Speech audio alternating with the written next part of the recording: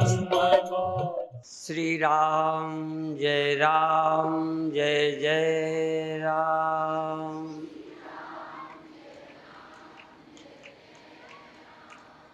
श्री राम जय जय राम।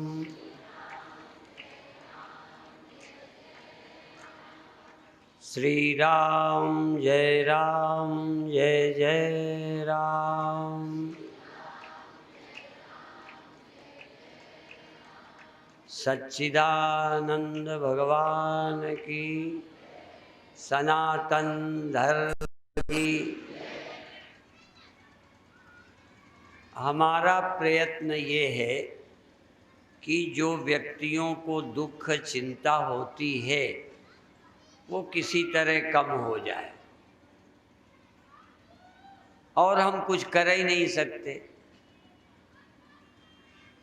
और कर सकते हैं तो बहुत जरा सा, दाल में नमक के बराबर भी हम नहीं कर सकते। जैसे बीमार व्यक्ति को दवा देकर डॉक्टर लाभ पहुंचाता है, पर कितने बार इस बात को दोहराऊं कि आपको अमर नहीं कर सकता।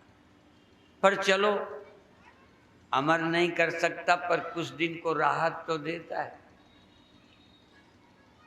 ऐसे ही किसी दुखी को प्यार देकर, किसी अपमानित को मान देकर, किसी पिछड़े या जिसको समाज से सम्मान नहीं मिला, परिवार से नहीं मिला, उसको सम्मान देकर, किसी माँ को बच्चों से नहीं मिलता, किसी बहू को सास से नहीं मिलता,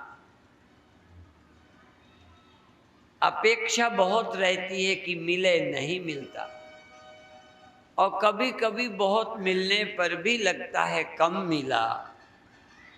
इस तरह की जो बुद्धि में पीड़ा है,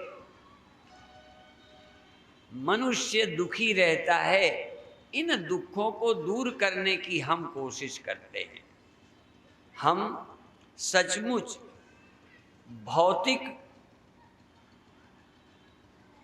भौतिकवादियों की दृष्टि से, हाँ सुन लो, भौतिकवादियों की दृष्टि से हम ही नहीं, हमारा विभाग निकम्मा है, पूरा विभाग। भौतिकवादियों की दृष्टि से सिर्फ भौतिक कष्ट ही है, पर हमारी दृष्टि से दैहिक कष्ट हैं, दैविक कष्ट हैं। दैहिक, दैविक, भौतिक तापा, भौतिक ताप है प्राणियों से। पति भी भौतिक है, भूत ही नहीं। सांप, बिच्छू, किसी व्यक्ति के द्वारा जो हमें कष्ट मिलता है वो भौतिक है। हमें अपने रोगों के कारण, बुढ़ापे के कारण जो कष्ट मिलता है दैहिक है। भूख है, प्यास है, ये दैहिक है। और अति वर्षा है, सूखा है, जिसका पता ही नहीं चलता, हाँ वर्षा हो गई, क्यों हो गई वो नहीं समझ पाते। वैज्ञानिक इतना ही कह सकते हैं मानसून ऐसे चला गया, वैसे चला गया, क्यों चला गया। एक दैविक भी होता है, दैविक कष्ट भी होता है और दैविक वरदान भी होता है। ईश्वरानुग्रह हो, दैव हेतुकम, ये मनुष्य देह मिला है ये तो हम सब जानते हैं। माता पिता से मिला है ये जानते हैं। लड़का ही हम क्यों हुए, तुम लड़की क्यों हुए, वो भी कहेंगे वो कण कम मिल गए। कम क्यों मिल गए भैया, एक प्रश्न है।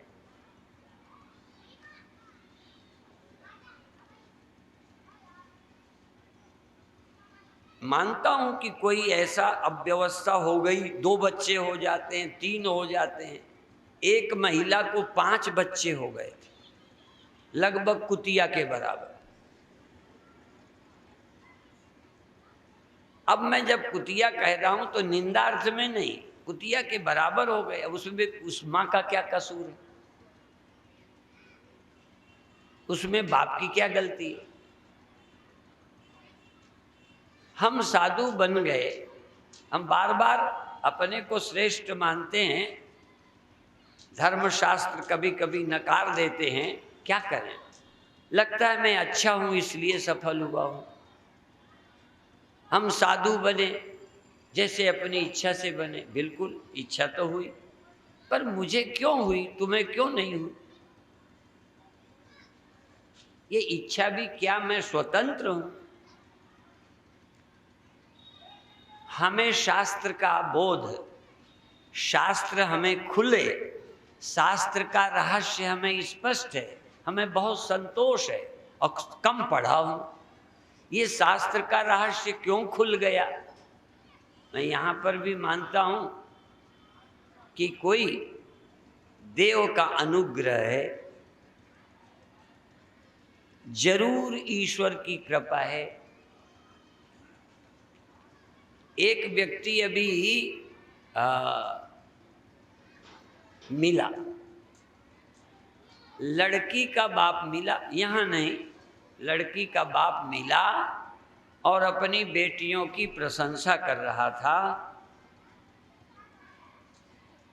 अभी 2 दिन पहले, जगह का नाम नहीं ले, कह रहा था कि पढ़े लिखे लड़के मिले, वो मिले। बेटी ने ये पूछा कि तुम इस लोकोत्तर सत्ता पर, अर्थात इस सृष्टि के ऊपर कोई देव ईश्वर, कोई इस लोकोत्तर शक्ति है या नहीं, इस पर विश्वास आपको है। तो जिससे शादी होनी थी वो कहता है नहीं। तो उस लड़की ने इनकार कर दिया कि तुमसे हमें शादी नहीं करनी। ये अभी परसों की बात है।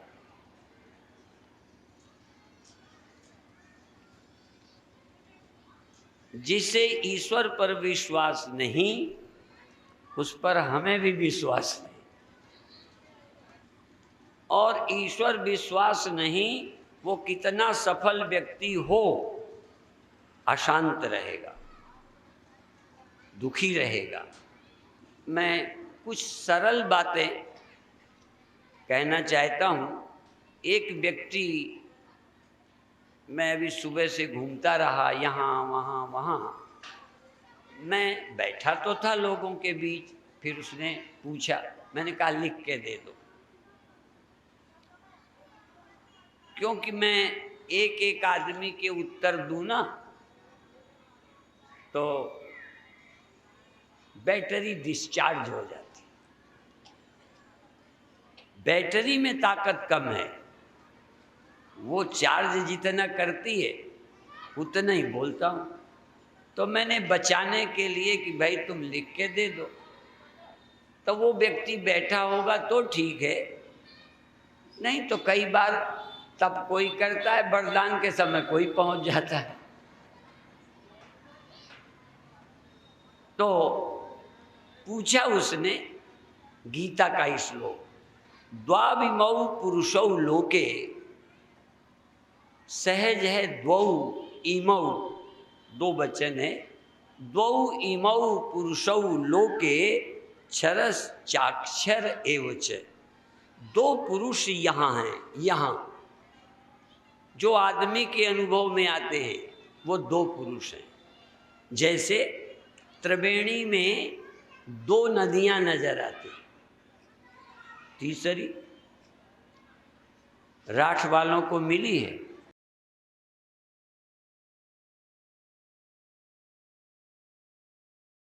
हमने इतने बार कुंभ में, प्रयागराज में गए, 2 नदियां हमें मिली। भगवान भी ये कह रहे हैं, 2 इमौ पुरुषौ लोके, इस लोक में 2 पुरुष हैं। एक का नाम है क्षर, जो मिट जाता है, किसी के बिना मिटाए, साथ में शर्त है, मिट जाता है, बिना मिटाए मिट जाता है। बल्कि बचाए से भी नहीं बचता, उसका नाम है क्षर।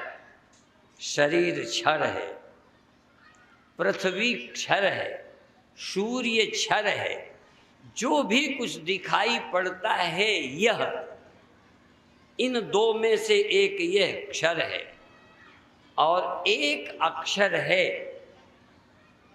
अक्षर वो है जो तुम्हें पता तो चलता है, अनुभव में आता है, पर क्षर नहीं है। वो है सृष्टि का कारण।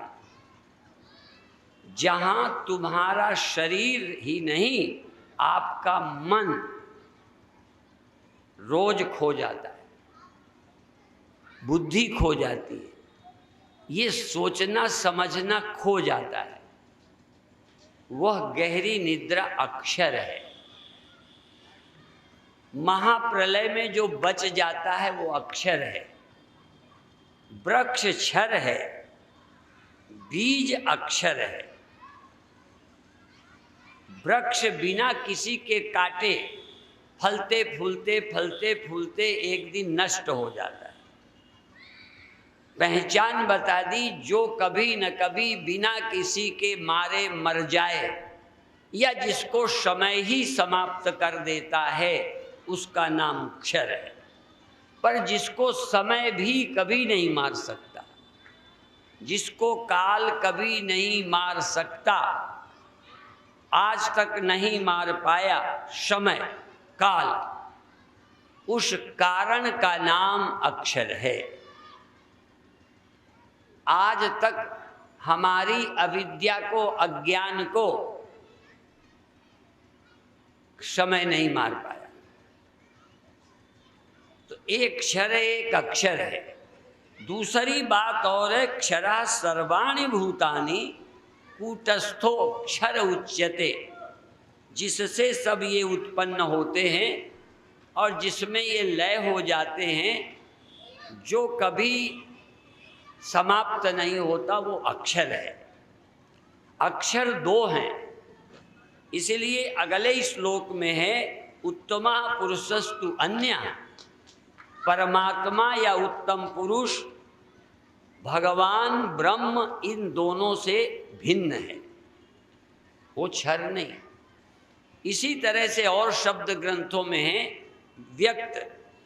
व्यक्त, ये जगत व्यक्त है और ये जगत पहले अव्यक्त था। अव्यक्त था, नहीं था नहीं। यह जगत नहीं था, ये हमारी आंखों के लिए, ये इंद्रियां नहीं थी, ये मन नहीं था, ये हमारी बात है। लेकिन भगवान कहते हैं ये जगत व्यक्त नहीं था, अव्यक्त था। बीज का मतलब अव्यक्त वृक्ष। बीज माने अप्रकट वृक्ष, नाम अलग रखें। अप्रकट वृक्ष का नाम बीज है और प्रकट बीज का नाम वृक्ष है। तो देखो, पेड़ का नाश समय कर देता है। देखो, व्यक्त का नाम वृक्ष, अव्यक्त का नाम बीज, ये नाम रख लो। ये पेड़ पहले अव्यक्त था ही नहीं। उस अव्यक्त को कोई मार नहीं पाता। व्यक्त को तो समय अव्यक्त में ले जाता है, अव्यक्त को व्यक्त में ले आता है, पर अव्यक्त का नाश समय नहीं करता, इसलिए उसे अक्षर कहते हैं। अक्षर माने जिसका क्षर न हो। यदि वो क्षर हो जाता तो सृष्टि होना बंद हो जाता। सृष्टि इसलिए चलती रहती है कि अक्षर बना रहता है, बीज बना रहता है। कई जगह अविद्या को भी बीज कहा है। अविद्या बीज है, अविद्या बनी रहती है। कारण बीज है, कारण बना रहता है। अव्यक्त बना रहता है, व्यक्त नहीं रहता। ये सारा जगत एक अर्थ में मर जाता है, अव्यक्त, और एक अर्थ में ये ज्यों का त्यों बना रहता है। यदि हम महाप्रलय में या रोज प्रतिदिन अव्यक्त हो गए थे, सुनना, देखना, जानना सब खो गया था, समझ खो गई थी, सुख दुख चिंता खो गई थी, जिसकी नहीं खोए बतावे। लेकिन सुबह फिर जन्म ले लिया। उस वृक्ष से बीज को आने में ज्यादा समय लगता है, लेकिन ये आ जाता है एकदम, फिर खो जाता है। मैं अभी देह को नहीं कह रहा, देह दिखने लगता है, इंद्रियां काम करने लगती हैं, हमें जगत का अनुभव होने लगता है, हम एक पुरुष व्यक्त हो जाता है। अभी हम सृष्टि नहीं कहते, एक पुरुष जो व्यक्त हो जाता है, जिसके व्यक्त होते दुनिया नजर आने लगती है। और ये व्यक्त जब अव्यक्त हो जाता है तो दुनिया दिखाई नहीं पड़ती। ये प्रतिदिन, और महाप्रलय में दुनिया भी, सूर्य चंद्रमा भी, और दुनिया जगत को देखने वाला जो जिसके होने से दिखने लगता है, वो भी अव्यक्तावस्था में चला जाता है। हम सारे जीव महाप्रलय में अव्यक्त अवस्था में चले जाते हैं, और हजारों हजारों जितने वर्षों की संसार दुनिया है, उतने वर्षों तक महाप्रलय रहती है, फिर ये जीव व्यक्त हो जाते हैं, मरते नहीं। ये क्षर है और ये अक्षर है। उत्तमा पुरुषस्तु अन्य, उत्तम पुरुष इनसे अन्य है। यो लोकत्रयमाविश्य विभर्तव्य ईश्वर परमात्मेति उदाहृता, वो इन दोनों से विलक्षण है तीसरा पुरुष, जो चेतन है, जिसके जो निद्रा को, कारण को भी जीवित रखता है और कार्य को भी जीवित रखता है, दोनों जिससे होते हैं, वो तीसरा है, वह उत्तम पुरुष है, वह परमात्मा है, वह व्यक्त और अव्यक्त दोनों में है। उसको पुरुषोत्तम कहते हैं, और भगवान कह रहे हैं यस्मात् क्षरम अतीतो हम, इसलिए मैं क्षर से तो अतीत हूँ ही, अक्षरादपि उत्तमा, ये अक्षर से, कारण से भी मैं श्रेष्ठ हूँ, कारण से भी मैं उत्तम हूँ। क्यों उत्तम है भगवान? एक और रहस्य है, बीज का नाश समय नहीं करता, समय वृक्ष का करता है, पर समय बीज को नष्ट किया जा सकता है। अक्षर का मतलब है जो अपने आप नष्ट ना होगा, समय नष्ट न करेगा। जब नष्ट होगा कारण, बीज अव्यक्त, तब वो नष्ट होगा जब ब्रह्म का विज्ञान हो जाएगा, परमात्मा का ज्ञान हो जाएगा, तब वो अक्षर भी नष्ट हो जाएगा। अर्थात जगत को जन्मदायिनी शक्ति, जैसे बीज को भून दिया जाए तो अब अव्यक्त को नष्ट किया, पहले तो व्यक्त अपने आप चला गया, पर अव्यक्त में जो बीज छिपा था उसको भून दिया जाए तो व्यक्त होने की प्रक्रिया खत्म हो जाएगी। उस अव्यक्त का नाश अपने आप नहीं होता, इसलिए उसे अक्षर कहते हैं। अविनाशी दो हैं, एक जो अपने आप नष्ट ना हो, ज्ञान से नष्ट हो जाए, वो कारण है, पर जिसका नष्ट न ज्ञान से हो, ना ज्ञान से हो, ना काल से हो, वो परमक्षर है, ब्रह्म है। फर्क दोनों में है, दो सत्य हैं, सृष्टि का कारण भी सत्य है और ब्रह्म भी सत्य है। तो सृष्टि का कारण जो ब्रह्म है, सत्य होने पर भी वो ज्ञान से नष्ट होता है। इसलिए जब तक ज्ञान न होगा वो अक्षर रहेगा, और सृष्टि फिर हो जाएगी। आप मर जाएं फिर आ जाएंगे। इसलिए भगवान ने कहा जातस्य ध्रुवोर मृत्युर ध्रुवम जन्म मृतस्य च तस्माद अपरिहार्यर्थे न त्वं शोचितुमर्हसि।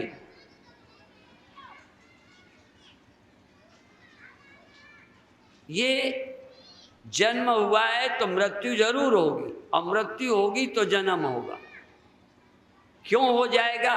क्योंकि मृत्यु में भी बीज रूप में वह सत्य विद्यमान रहता है। महाप्रलय में भी, मृत्यु में भी, नींद में भी वह सब विद्यमान रहता है, फिर प्रकट होता है। इसलिए भगवान ने ये कह दिया।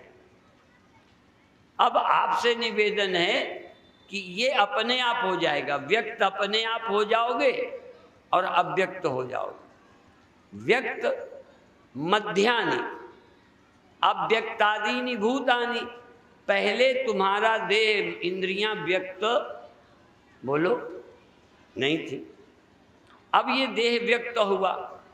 भले पेट में हुआ, कैसे हुआ, पर व्यक्त क्यों हुआ? जरूर किसी को इसको जरूरत थी। इसमें रहने वाला जो देह में रहता है, जो अव्यक्त दशा में था, बिना देह के, बिना इन इंद्रियों के बीज रूप में था, वो आना चाहता है। जो बीज में छिपा है वृक्ष, वो निकलना चाहता है। मौका मिला कि निकल आएगा। पानी मिल जाए, जमीन मिल जाए, निकल आता है। समझ में आए? तो आपको मौका मिलेगा, आप आ जाएंगे, क्योंकि आप बने हैं वहाँ। आम लोगों की दृष्टि से सब खत्म हो गए, पर वो कारण रूप में विद्यमान रहते। इसलिए भगवान कहते हैं अव्यक्तादीनि भूतानि। ये सारे प्राणी पहले अव्यक्त थे, व्यक्त मध्यानि, ये बीच में व्यक्त हुए हैं। चाहे लाखों साल पहले हुए, बीच ही है, वो सब बीच कहलाता है। व्यक्त मध्यानि भारत। और अव्यक्त निधनान एव, और मरने पर फिर अव्यक्त हो जाएंगे।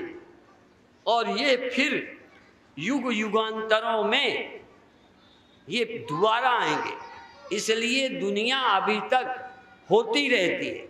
महाप्रलय का वर्णन हमारे शास्त्र कहते हैं, वैज्ञानिक भी मानते हैं, और महाप्रलय होगी ही होगी। जरूरी नहीं कब हो, वो हम नहीं जानते, वो भी शास्त्रों में है, पर हम नहीं जानते। पर इतना जानते हैं कि व्यक्त अव्यक्त हो जाता है और अव्यक्त व्यक्त हो जाता है। आप जागे हो तो मैं ज्योतिषी नहीं हूं, पर इतना बताऊं, तुम सो जाओगे और सो जाओगे, फिर जगोगे नहीं। बोलो, जगोगे। इतना हो, देखो कितना अच्छा ज्ञानी हूं ना मैं। अब तुम जवान हो, बूढ़े हो जाओ, कितना अच्छा ज्योतिष है मेरा। ये सृष्टि है, एक दिन नहीं होगी और फिर होगी। उस विषय में सब लोग स्पष्ट नहीं हैं, पर इससे देख लो, रोज आप व्यक्त होते हो, रोज आप अव्यक्त होते हो। पर एक तीसरा है जिसका भजन करना है। न कार्य का भजन करना है, न कारण का भजन करना है। उत्तमा पुरुषस्त्वन्या परमात्मेति उदाहरिता यो लोकत्रयमाविश्य विभर्तव्य ईश्वरा यस्माक्षरमति तो हम अक्षरादपि च उत्तमः उत्तमः अतोष्मि लोके वेदे च प्रथितः पुरुषोत्तमः। यो मामेव असम्मूढ़ो, यो मामेव असम्मूढ़ो जानाति पुरुषोत्तमम्। जो पुरुषोत्तम को जानता है, जो मैं इन दो से भिन्न हूं, मैं ना तो ज्ञान से बाधित होऊंगा, जो ज्ञान से नष्ट हो जाए, जो जगने मात्र से नष्ट हो जाए, उसे स्वप्न कहते हैं। अभी बोल रहे थे संत, पर मैं थोड़ा भिन्न कहता हूँ। जो जगने मात्र से चला जाए उसे स्वप्न कहते हैं, और जागे रहने पर भी जो चला जाए उसे संसार कहते हैं। जागे रह जाओ, जवानी न जाए तो मैं जानूं, जागे जागे तुम्हारा घर न गिर जाए तो मैं जानूं, देखते रहो टार्च से। संसार की चीज तुम देखते देखते देखते हो कि बदल रही। जो समय नष्ट कर दे वो संसार, जिसको ज्ञान नष्ट कर दे वो स्वप्न है। परिभाषा है। जागने मात्र से जो खत्म होता है वो निद्रा और स्वप्न है, और जो जागते रहने पर भी हमारे रोज देखते, कल भी देखा था बाल, आज भी देखा, फर्क पड़ गया। कौन ऐसा है जिसमें फर्क नहीं पड़ता? तो समय जिसको बदलता रहता है वो है संसार, जगत है, व्यवहारिक है, भौतिक है, भौतिक। और ख्याल मात्र जो है वो मेरे ही एक स्वप्न है, मैं सावधान हुआ चला गया। तो क्षर भी स्वप्न है, क्षर भी परम सत्य नहीं है, वो अज्ञान कारण मेरी निद्रा है, मेरी बेखबरी है। यदि मैं सावधान होकर उसका भजन करूं, उसकी याद करूं पुरुषोत्तम की, तो न क्षर सत्य है न अक्षर सत्य है, दोनों ही मिथ्या हैं, एक परब्रह्म ही सत्य है। इसलिए यहाँ है कि अतोष्मि लोके वेदे च प्रथिता पुरुषोत्तम। वेदांत की दृष्टि से कार्य जीव है, कारण ईश्वर है, ब्रह्म कार्य कारण से अतीत है। स्वामी राम के वचनों से कई बार पहले बताया है, यहाँ भी बता देता हूँ, पर चूंकि ये वीडियो कैसेट बनते हैं तो जब रिपीट करता हूँ तो जब ये कैसेट जाएगा तो लोगों को लगेगा ये तो पहले हमने सुना है। इसलिए मेरे दोहराने का मन नहीं करता, पर फिर भी आपके समझने के लिए दोहराऊंगा। स्वामी राम कहते हैं, मैं न बंदा था न खुदा था। यहाँ खुदा का अर्थ ईश्वर, खुदा का अर्थ सृष्टि का रचयिता, खुदा का अर्थ जिससे सृष्टि निकलती है, जिससे सृष्टि निकलती है वह ईश्वर है। और भी राम के 10 शब्दों में सुना सबने होगा, पर अर्थ लोग नहीं समझते। एक राम दशरथ का बेटा, एक राम घट घट में लेटा, एक राम का सकल पसारा, जिससे सब निकला वो राम ईश्वर है, जो निकला वो जीव जगत है। एक राम का सकल पसारा, कहें फिर चौथा भी है, कहें हाँ एक और है, एक राम सब जग से न्यारा। ये न्यारा कौन है? जिससे जगत पैदा होता है उससे भिन्न और कौन है? इसलिए वो कहते अतोष्मि लोके वेदे च प्रथिता पुरुषोत्तमा यस्मात् क्षरमती तो हम अक्षरादपि च उत्तमा। जिससे सृष्टि होती है ब्रह्म उससे भी उत्तम है, उससे कुछ निकलता नहीं।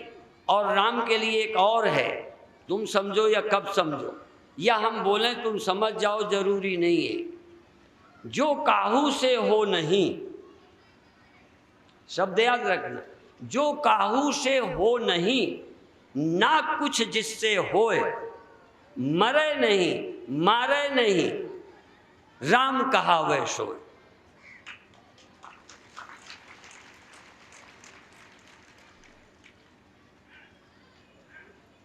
अभी शास्त्र की गहराई पर उतारने वाले लोग नहीं है, लोगों के पास समय नहीं है। सुबह से शाम तक रुपए में, लड़ाई में, झगड़े में। इसीलिए एक नीति का वचन भी है, कभी कभी कह देता हूं नीति का वचन। लोगों का समय काहे में बीतता है?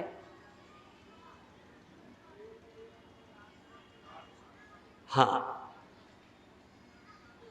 काव्य शास्त्र, शास्त्र के चिंतन में, काव्य शास्त्र विनोदेन, ये भी विनोद है, आनंद है। स्त्री नहीं, पैसा नहीं, कोई अखाड़ा नहीं, खेल नहीं, कूद नहीं, आनंद ले रहे हैं शास्त्र पढ़ पढ़, शास्त्र की गहराई का रसास्वादन कर रहे हैं। क्या मिलता है संतों को? जीवन भर एकांत में रह के गीताध्ययन कर रहे हैं, आनंद में। कई लिखने वालों की शादी हुई थी। भामती टीकाकार, उनकी शादी हो गई थी। वर्षों वो सेवा करती रही, रोटी बनाती रही, और वो लिखा करते थे दिन में भी रात में। एक दिन रात में लिखते में, जब वो भामती टीका लिख रहे थे, लाइट चली गई, बुझ गया दिया। तब उनका ध्यान गया क्या है, तब फिर से जलाया तो उन्होंने पूछा तुम कौन हो, पत्नी से पूछा। देखिए हम किस देश के वासी हैं। पत्नी से पूछते तुम कौन हो, कह मैं तुम्हारी पत्नी हूं। कितने वर्ष हो गए, इतने वर्ष हो गए। तो तुम क्या करती हो, क्या खाती हो, पूछते हैं। और आज उन्हें पता चला कि इतने वर्ष तक उसने, पत्नी ने कुछ मांगा नहीं, शिकायत नहीं, प्यार भी नहीं दिया। लोग प्यार समझते होंगे जिसको आप समझते हैं, मैं ज्यादा क्या कहूं। पत्नी प्यार नहीं कर रही, पत्नी को प्यार है कि उनके काम में बाधा ना बन जाऊं, पूरा जीवन लगा दिया। तो आचार्य वाचस्पति तो उन्होंने लिखा, पर अंत में आचार्य वाचस्पति मिश्र कहते हैं कि यह इसलिए संभव हुआ लिखना कि तुमने कोई मांग नहीं रखी। यदि तुमने कोई मांग रखी होती तो तुम्हारे प्यार में होता, ये ग्रंथ शायद न लिखता।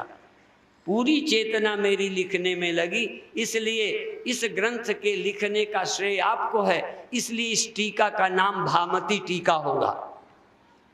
जैसे ताजमहल वाले ने अपनी बीवी के नाम से बना दिया, मुमताज के नाम से ताजमहल बना दिया।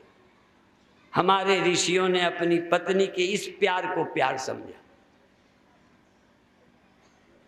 आप लोग पति के प्यार या पत्नी के प्यार को, पति का प्यार देखिए कि जिंदगी की कमाई दे दे, इसे प्यार कहते हैं।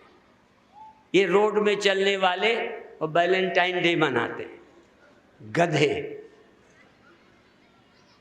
गधे तो रोड में प्यार करते हैं, कुतियां रोड में प्यार करती। ये प्यार है? प्यार है जो जिसी के लिए जिंदगी लगा सकता है। आजकल हमारी संस्कृति को क्या किया जा रहा है, तुम भूल गए अपनी महिमा को। इसलिए मैं कहता हूं कि भगवान कहते हैं उत्तमा पुरुषस्त्वन्या परमात्मेति उदाहृता यो लोकत्रयमाविश्य बिभर्तव्य ईश्वरा इति गुह्यतमं शास्त्रम इदमुक्तम मया नघ एतद् बुद्ध्वा बुद्धिमान स्यात् कृतकृत्यस्य भारत। वो आदमी कृतकृत्य हो जाता है। और जो मेरा भजन करता है, मेरा स्मरण करता है, किसका?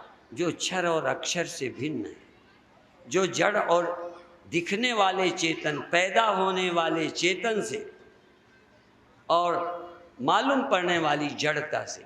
जड़ता भी और चैतन्यता भी ये प्रकृति की एक प्रक्रिया है। ये जगना और चेतन जिसे कहते हो, ये वृत्ति का उदय है जो चैतन्य आया, और वृत्ति का लय जड़ता आई। चेतन क्या है? रामायण में एक है, मुझे चौपाइयां नहीं आती, सकल राम मैं जान के आयो, जड़ चेतन गुण दोष में विश्व कीन करता। जड़ चेतन, जड़ भी चेतन भी, मुख्य बात तो ये जड़ भी हुआ है और चेतन भी हुआ है। सकल राम में, राम क्या है फिर? जब चेतन राम से पैदा हुआ है, जड़ चेतन सब राम से हुए, राम में। बिना राम के न जड़ है न चेतन है, दोनों राम से हुए। तो सकल राम में जान। अब ये राम कौन है? ये जो पैदा होता है सुबह जागृत, ये तो चैतन्यता रिफ्लेक्शन है वृत्ति में। कोई सूर्य के रिफ्लेक्शन को सूर्य मान ले, सूर्य कहेगा रिफ्लेक्शन भी मुझसे पैदा हुआ है, और ये जड़ता पृथ्वी भी मेरे से जीवित है, दोनों मुझसे पैदा हुए हैं। राम क्या है?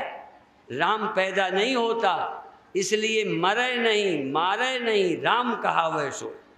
जो काहू से हुआ नहीं ना कुछ जिससे होए, मूल रूप में उससे क्या होता है? वो तो जैसा था वैसा ही है, वैसे ही रहेगा।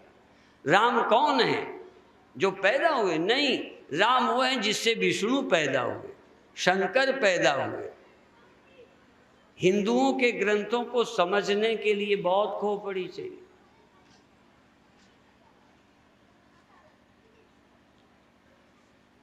रामायण की उपजहि जासु अंश ते नाना, शंभु बिरंच विष्णु भगवान। अब आप कहोगे विष्णु को मानते भी हैं, विष्णु को उपजा भी कहते। विश्व में हिंदू की इस विचारधारा को समझने वाले बहुत कम हैं, और जिन्होंने समझा है मुक्त कंठ से भारत के उपनिषदों की प्रशंसा की है। इस मामले में विदेशी ईमानदार हैं, इसको पढ़ा तो माना। और जानते हो, ब्रह्म शब्द का समानार्थक विश्व में कोई शब्द नहीं। ये तुमसे भी कहता हूं। अब तुम लोग खुद ही नहीं जानते ब्रह्म और ईश्वर। हमारे यहाँ ईश्वर कारण है, ब्रह्म जगत का कारण नहीं है। उपनिषदों में मंत्र आता है, यतो वा इमानि भूतानि जायन्ते येन जातानि। जिससे सृष्टि हुई, जिसमें रह रही है, जिसमें लय होती है, ये कारण है। सबल ईश्वर, सबल ब्रह्म है। एक ब्रह्म है जिसमें सृष्टि है ही नहीं, होती ही नहीं, हो सकती नहीं, सिर्फ दिखता है। इसलिए इसका वर्णन तो मैं कह रहा था, ब्रह्म का समानार्थक विदेशों में कोई शब्द नहीं, अंग्रेजी में कोई शब्द नहीं। इसलिए उनको रोमन में ब्रह्म को ब्रह्म ही लिखते हैं, ईश्वर को गॉड लिखते हैं। ईश्वर का ट्रांसलेशन गॉड है, ब्रह्म का ट्रांसलेशन अंग्रेजी में अभी तक नहीं हुआ।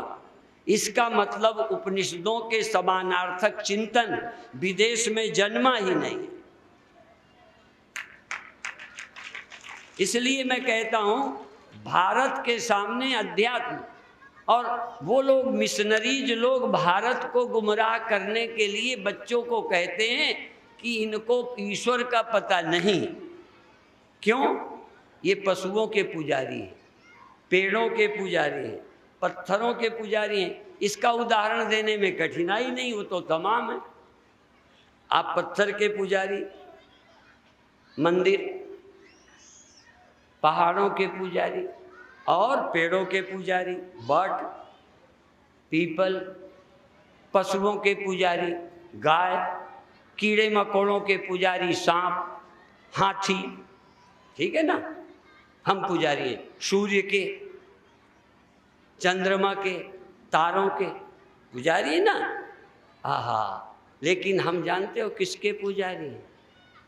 यही तो कहता हूं कि बरगलाने के लिए हमारे भारतीय बच्चों को मिशनरीज कहते हैं कि देखो ये ईश्वर है, ईश्वर है। ईश्वर तो रचयिता होता है, हम भी मानते हैं ईश्वर रचयिता होता है, लेकिन रचयिता के ऊपर उनके यहाँ है कोई? हमारे यहाँ कृष्ण कहते हैं अक्षर से ऊपर भी श्रेष्ठ मैं हूँ, कृष्ण कहते हैं। उनके यहाँ रचयिता के ऊपर, गॉड के ऊपर कोई है दावेदार? भारत में गॉड के ऊपर दावेदार है ब्रह्मज्ञानी। इसलिए, पर इसका लाभ कब पता चलेगा? जो थोड़ा उपन्यास से फुर्सत मिले, गंदे फिल्मी गानों से टाइम मिले, पिक्चर से थोड़ा टाइम मिले, थोड़ा समय दे करके आज अपने देश की महत्ता को समझना चाहो। तुम तो नेताओं से बिकने वाले लोग हो। कोई और पार्टी आ जाएगी तो तुम्हारी रोटी नहीं मिलेगी, इन बेईमानों के चक्कर में पड़े हुए हो। इनसे क्या मिला है तुम्हें? अब कुत्ता बिल्ली किस राजनीति में जीते हैं? हमारे देश के गधों को कौन जिंदा किए? कौन पार्टी? यदि गधे यहाँ जी सकते हैं, सुअर यहाँ जी सकते हैं, सांप बिच्छू यहाँ जी सकते हैं, तो इन बेईमानों के बिना हम नहीं जी सकते। इनके तलवे चाटते फिरते रहते हो और भारत के विपरीत सोचते हो। इस देश में राम के खिलाफ रामायण, राम जन्मभूमि के खिलाफ राजनीति, राम सेतु के खिलाफ यहाँ, और इसी देश में संसद भवनों में हमला करने वाले के बचाने वाले लोग यहाँ, और पाकिस्तान से मांगते हैं कि आतंकवादी भेजे जाएं। तो जिनको पहले भेजा हुआ है, जिनको तुमने पाला है, काश वो तो शायद बोला नहीं, पाकिस्तान को कही चाहिए कि जो शिविर वहाँ चल रहे हैं, हमारे शिविर नष्ट कराने के लिए बोलते हो, अपने देश के शिविरों का क्या कर रहे हो महापुरुषों? और आपके देश में जिसने हमला किया उसका, चलो इनका तो तुम ढूंढ रहे हो, बॉम्बे वालों को, दिल्ली वालों का क्या हाल है? ये राजनीति करते हो, चुनाव आ रहे हैं इसलिए ढोंग बज कर रहे हो। यदि मारना है तो मर जाना, ठीक है, कर दो हमला, खत्म करो, सदा सदा के लिए झंझट, कांटा निकाल कर फेंक दो। इसलिए मैं कहता हूं कि राजनीति देश के भविष्य के लिए होनी चाहिए, कुर्सी की नीति नहीं होनी चाहिए। कुर्सी तो आज है, कल तुम हट जाओगे, पर देश को कहाँ ढकेले जा रहे हो? जो देश को बना जाओगे, सुधारने में टाइम लगेगा। कल परसों मैंने कहा था, आज जैसा देश रहा है, भाई बहन माँ बेटे, ऐसी संस्कृति बनाने में कितना समय लगा है, और ये चरित्रहीन बनाने में तो 5-10 वर्ष भी काफ़ी है। कितनी तेजी से पतन आया है। आप 50 साल पहले अपनी बहू बेटी बेटे बाप की सोच लो, क्या थे आज क्या है। भले तुम्हारे आज बच्चे कंप्यूटर में चले गए हैं, मैं उनके सामने बेवकूफ़ हूँ, ईमानदारी से बोलता हूँ। मुझे अभी भी सेलुलर फ़ोन चलाना नहीं आता, नहीं आता, हमें कंप्यूटर नहीं आता। जरूर तुम एक मामले में बहुत बढ़ गए हो, पर तुमने खो रहे हो, उसका तुम्हें ख्याल नहीं। जो हम खो रहे हैं उसकी भरपाई कोई राजनीति नहीं कर सकेगी। इसलिए इसकी भरपाई करने के लिए आवश्यक है अध्यात्म विद्या, उपनिषद विद्या, वेद विद्या। आपसे निवेदन है, क्या हमको रोटी नहीं मिलेगी? कमा नहीं सकते हो? ठेलिया चला के केला बेच लो, टिकट में लोग बिक जाते। टिकट ना मिले तो पार्टी खराब हो जाती। जिसको टिकट नहीं मिला, पार्टी खराब हो गई, पूछना चाहिए कल तक यार ठीक थी, आज घोषणा हो गई टिकट की तो खराब हो गई। निश्चित है पार्टी में कुछ दोष है, चुनाव करने में चूक हो गई, लेकिन चुनाव में चूक होने से इसका खामियाजा देश को भुगताओगे। नहीं टिकट मिली तब भी देश का ख्याल करो। हम आपसे भी कहते हैं, हम रोटी के लिए किसी के मोहताज नहीं। हमारे देश के लोगों ने घास की रोटियां खाई हैं, तुम तो हलवा पूड़ी खा रहे हो, काहे मरे जा रहे हो? घास की रोटी खाकर भी देश के लिए लड़े, और तुम हलवा पूड़ी खूब मसक रहे हो, कोई भूखे नहीं मर रहे, फिर क्यों राजनीतिज्ञों के तलवे चाट रहे हो? राजनीतिज्ञों को कहो कि देश हित का काम करिए, नहीं तो क्या है, हमारे क्या लगते हैं। और कितने बार कहा गया, तजो पिता प्रहलाद, विभीषण बंधु, भरत महतारी, बलि गुरु तजो, कंत ब्रज बनितन, भयो मुद मंगलकारी। राम न सही देश सही। मैं एक ही बात कहता हूं कि यदि पति छोड़ा जा सकता है, गुरु छोड़ा जा सकता है, पिता छोड़ा जा सकता है, किसके लिए? सत्य के लिए। आप राम नहीं कहो, मुझे कोई आपत्ति नहीं, सत्य कहिए। सत्य के लिए हमारी भागवत सत्यम परम धीमहि, एक मेरी पुस्तक है सत्यम परम धीमहि, हाथ ऐसे उठा है, सत्यम परम धीमहि। हम उस सत्य का ध्यान करते हैं, उस सत्य की याद करते हैं जिसकी याद से ये सब ना के समान लगने लगता है। ये दुनिया का मूल्य कम हो जाता है सत्य के सामने। जिसके जैसे जागते ही स्वप्ने का कोई मूल्य नहीं रहता। स्वप्न में राजा बन गए थे, जाग जाने पर क्या लाभ है? स्वप्न में राजा थे, नींद खुल गई तो कितने ढोल बजाओगे कि रात को हम राजा बन गए थे, और रात को लूट पिट गए, नींद खुल गई, तब छाती कूटोगे क्यों रात को हम लूट गए? ये जो कुछ भी है, जो स्वप्ना और पेखना ऐसे जग को जान। गुरुवाणी में एक जगह है, नरपत एक सिंहासन सोयो, स्वप्ने भया भिखारी, अछत राज। स्वप्ने दुख पाया, बहुत दुख पाया। नरपत एक सिंहासन सोयो, स्वप्नो भयो भिखारी, स्वप्न में भिखारी हो गया। अछत राज, बिछुरत दुख पाया, सो गति भई हमारी। राज्य गया नहीं, सिंहासन में सोया है, स्वप्न में भिखारी हो गया, और जब नींद खुलेगी दुखी रहा, नींद खुलेगी तो क्या गया? ऐसे सो गति भई हमारी, सो गति भई तुम्हारी, सो गति भई सबकी। हम परमात्मा को भूल करके जन्म मरण के दुख झेल रहे हैं, इसलिए परमात्मा की याद करो, जन्म मरण लाभ हानि की चिंता से मुक्त हो जाओ। ये क्या है? पर ये अभी सुनते हो, इसको तत्व से नहीं जानते। भगवान कृष्ण अपने लिए कहते हैं, यो में वेति तत्वता, जो तत्व से मुझे जानता है। भगवान मानते हो पर तत्व से भगवान को जानते हो? आप अपने को मानते हो पर क्या सचमुच आप जानते हो? अच्छा, कई लोग शिवोहम भी मानते हैं, क्या जानते हो क्यों शिवोहम है?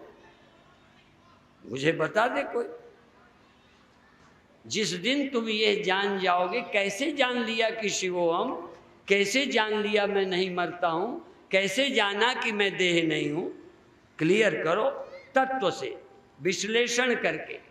तो कैसे जानोगे ये हम बता देते हैं। हमारे ग्रंथ, दो बातें, ग्रंथ का विश्वास और तर्क पूरा करो। तर्क को छूट है पर ग्रंथ पर विश्वास करके चलो। इसलिए हम उपनिषद पर विश्वास करते हैं। और जो लोग अपने ग्रंथ पर विश्वास करते हैं वो खरे नहीं उतर सकते। हमने विश्वास करके उसे जाना है। हमारा उपनिषद कहता है कि आत्मा व्यापक है, पर मालूम वहां पड़ती है जहां अंतःकरण है।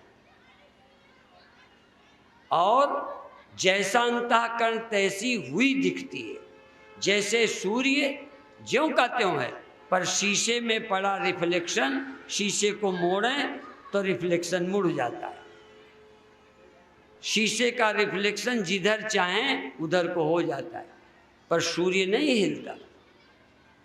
सूर्य तो एक साथ तमाम इस धरती में प्रकाश डाल रहा है, पर जहाँ जहाँ शीशे हैं वहाँ दो दो हो गए, एक वो है एक नया।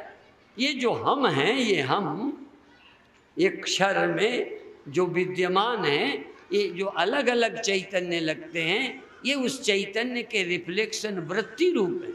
इसलिए योग दर्शन क्या कहता है? योगश्चित्त वृत्ति निरोधा तदा दुष्टु स्वरूपे अवस्थानम। ये जो तुम्हें लगता है, ये वृत्ति में आरूढ़ होने के कारण आप लगता है हम यहाँ हैं, तुम इस देह में हो। इसका क्या सबूत है? चूंकि अंतःकरण की वृत्ति जागृत अवस्था में इस देह में है, इसलिए आप यहाँ हो। यदि अभी अभी बेहोश कर दिया जाए, वृत्ति न रही, तो तुम कहाँ देव हो? इसी तरह तुम्हारी वृत्ति इस देह को छोड़कर स्वप्नाकार हो गई, तो आप वो अनुभव कर रहे थे। तो वो वृत्ति है कि तुम हो। शीशे के हिलने से सूर्य को अपनी छाया, अपना मैं हिल गया, मैं वहाँ चला गया। अब मैं दिखाऊं? अभी टाइम नहीं है, नहीं तो मैं अभी शीशा लगाता सूर्य में और उनकी रोशनी तुम्हारे ऊपर लाता, शीशा लगा के। फिर अब मैं समझाऊंगा, सूर्य को तुम दिखने लगते, सूर्य तुमको देखता कब? शीशे को यूं करते तुम नजर आते, फिर यूं मोड़ देते तो सूर्य कहता अब सभा मुझे दिखाई नहीं पड़ती।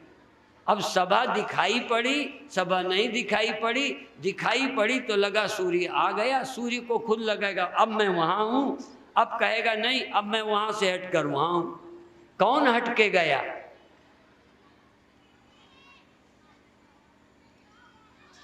सूर्य तो हिला भी नहीं। अब हमारी गीता क्या कहती है? लोग गीता मानते हैं, अर्थ करें अचलो यम सनातन, आत्मा तो अचल है, चलती नहीं।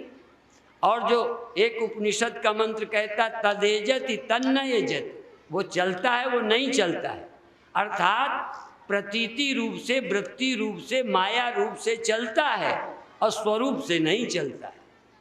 अब कई लोग कहेंगे हिंदू ग्रंथों में दो दो विरोधी बातें लिखी हैं। हम लोग मानते हैं जन्मता मरता भी है और जन्मता मरता नहीं है, आता जाता है, आता जाता नहीं है, वो दिखता भी है, वो कभी दिखता नहीं है, वो जानने में आता है, वो जानने में नहीं आता। और भी अंत का एक वचन कह दूं, वह वाणी का विषय नहीं है, वो जानने में नहीं आता, उसको आज तक कोई जान नहीं पाया। क्या अर्थ है इसका? वो जानने का विषय नहीं, जानने में आता नहीं। और वेद क्या कहता है? नेति नेति नित निगम कह। पंडित लोग अर्थ करते हैं नेति नेति कहकर वेद ने छोड़ दिया। नेति नेति कहकर वेद मौन हो गया, नहीं कह पाया। हम क्या कहते हैं? नेति नेति नित निगम कह। नेति नेति कह के पहले भी कहा है, आज भी कह रहा है और सदा कहेगा नेति नेति के द्वारा। नित निगम कह, कभी भी ऐसा हुआ ही नहीं जब नहीं कह पाया। नेति नेति कह के कह दिया। जागृत नहीं है, वो आया नहीं, वो गया। नान्ता प्रज्ञम न बहिष्प्रज्ञम नो भयता प्रज्ञम, अर्थात जो जाना गया उसका निषेध करके कहा, ऐसा नहीं, ऐसा नहीं, ऐसा नहीं, ऐसा ऐसा कह के कह दिया। कहने का ढंग निषेध है, विधि नहीं है, सीधा नहीं कि ऐसा है, ऐसा नहीं है। सूर्य हिला नहीं, हिला रिफ्लेक्शन। सूर्य आया नहीं, आया रिफ्लेक्शन। रिफ्लेक्शन गया, सूर्य गया नहीं, ऐसा कह के कहा। फिर सूर्य है का क्या सबूत है? अब आखिरी बात कह दूं आज, फिर सूर्य के होने का क्या सबूत? क्योंकि देखा हमने रिफ्लेक्शन, यहाँ तो तुमने सूर्य भी देखा है, पर जहाँ की मैं बात करता हूँ रिफ्लेक्शन देखा, जागना देखा, सोना देखा, आना देखा, जाना देखा, आ करके जगत देखा। कभी उसको देखा नहीं। अब प्रश्न है कि जब देखा नहीं तो उसके होने का सबूत क्या है? अब हम पूछते हैं, रिफ्लेक्शन यदि स्वतंत्र है, रिफ्लेक्शन यदि, अब यहाँ आज समाज और सारे आ रहे हैं, यदि रिफ्लेक्शन स्वतंत्र है तो रिफ्लेक्शन फिर सूर्य का मोहताज नहीं रहेगा।